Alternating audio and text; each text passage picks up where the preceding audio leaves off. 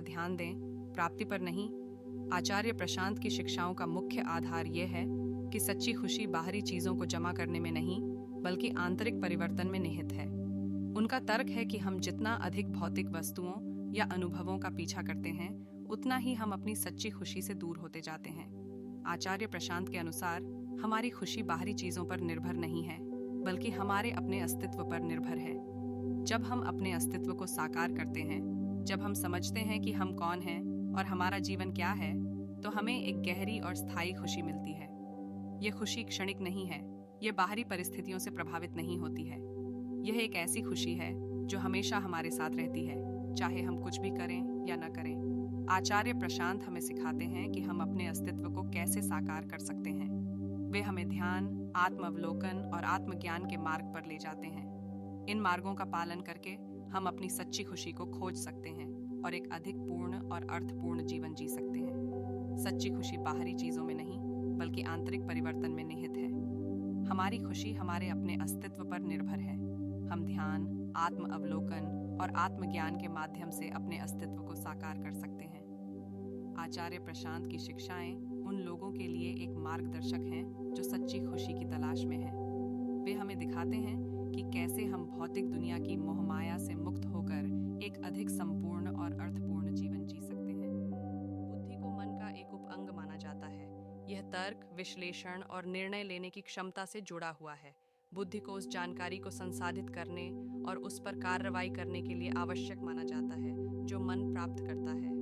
आत्मा को अक्सर हमारे सच्चे स्वरूप के रूप में माना जाता है। इसे शाश्वत, अपरिवर्तनीय और शुद्ध चेतना के रूप में वर्णित किया जाता है।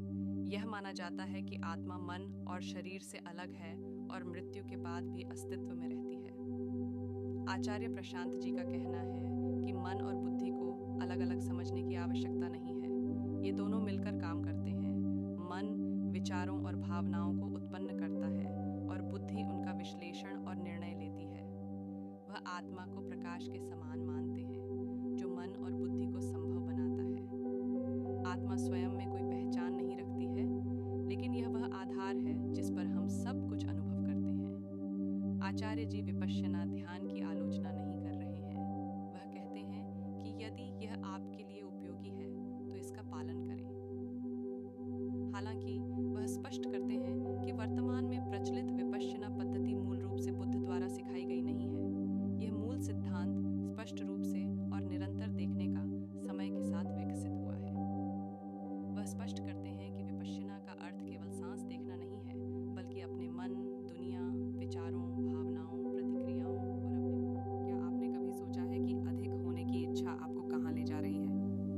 क्या आपको लगता है कि बाहरी चीजें आपको सच्ची खुशी दे सकती हैं? आप कम होने के बारे में क्या सोचते हैं?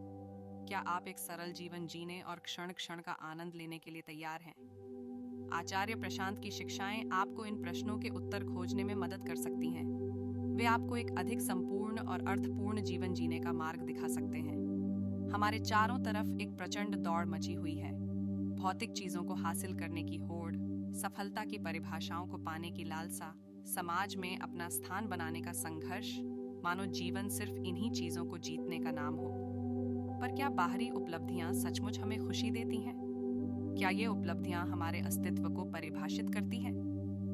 आध्यात्मिक गुरु आचार्य प्रशांत इन सवालों के जवाब देने का एक अलग नजरिया पेश करते हैं। उनका मानना है कि हमारी सच्ची खुशी, स्थायी सुख बाहरी चीजों को जमा करने में नहीं, बल्कि आंतरिक परिवर्तन में निहित है। सही कार्रवाई करना, जो आपकी आत्मा के उद्देश्य के साथ जुड़ा हो, आशीर्वाद की बहुतायत ला सकता है। प्रेरणा और क्रिया के बीच के संबंध को समझना हमें अपनी ऊर्जा को सचेत रूप से पुनर्निर्देशित करने का अधिकार देता है। अपने आग्रहों के पीछे छिपे हुए अंतर्निहित इरादों पर ध्यान दें, इससे पहले कि आप विशिष्ट तरीकों से सोचें, बोलें या व्यवहार करने का विश्लेषण करने के लिए एक पल लें। जागरूकता का यह स्थान हृदय के ज्ञान को स्पष्टता लाने में सक्षम बनाता है, जो कि हमारे मूल मूल्यों के साथ संरेखित करने के लिए सर्वोत्तम है। धैर्य रखना महत्वपूर्ण है, क्योंकि यह फलों को प्राकृतिक रूप से पकने देता है। यह सुनिश्चित करता है कि वे हमारे विकास का समर्थन करने के लिए पोषक तत्वों से भरपूर हों। कई बार पिछले कार्यों से उत्पन्न होने वाली असुविधा या अनिश्चितता स्वीकृति के साथ सामने आने पर मूल्यवान अंतर्दृष्टि में बदल सकती है। हम खाद की तरह अनुभवों को संसाधित करते हैं, उनका उपयोग नई वृद्धि को विकसित करने के लिए करते हैं और दुनिया पर हमारे प्रभाव के प्रति सचेत होने के कारण हम प्रत्येक क्षण हमारे आने के तरीके से हमारे जीवन को आकार देने की क्षमता रखते हैं। हम रिश्तों, कौशल, समुदाय और सद्भाव को सावधानी और ध्यान से पोषण करते हैं। आज के लिए बस इतना ही। सब्सक्राइब और शेयर करना न भूलें। अपने सुझाव कमेंट में ज़रूर दें। धन्यवाद। आशा है कि आपको आज की बातें पसंद आई होंगी। अगली बार फिर मिलेंगे। तब तक सुरक्षित रहें और स्वस्थ रहें। नमस्ते।